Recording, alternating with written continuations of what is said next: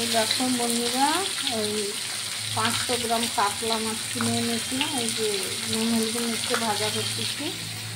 ফুলকপি পটল দিয়ে পাতলা সিদ্ধ ঝোল করবো সবজি। আর ভাত বসে দিয়েছি, আমার জন্য আলু টমেটো হাতে দিয়েছি।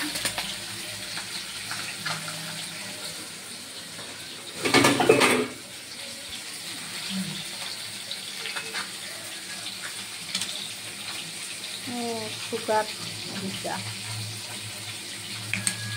ভাত ফুটছে। দেখো পেঁয়াজ টমেটো কাঁচা লঙ্কা সবই একসঙ্গে কুচিয়ে ধুয়ে নিয়েছি। এটা সিদ্ধ ঝোলে দিয়ে দিচ্ছি এই যে মাছের দিকে।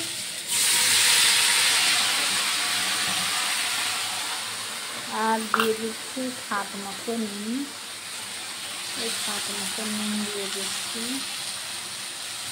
আর দিচ্ছি হলুদ গুঁড়ো, ধনে গুঁড়ো দিচ্ছি, জিরে গুঁড়ো, আর একটু হালকা লঙ্কা গুঁড়ো দিয়ে দিচ্ছি। দিয়ে নাড়াচাড়া করে আমি জল দিয়ে দেবো, সিদ্ধ ঝোল হবে।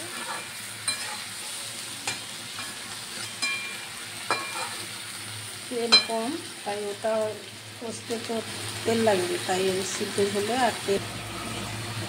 দেখুন আমি জল দিয়ে দিচ্ছি,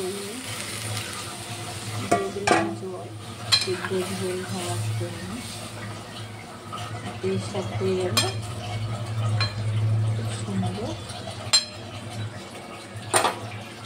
এভাবে মাছের ঝোল করলে খুব টেস্টি হয়। এই আমি ঢাকিয়ে দিচ্ছি।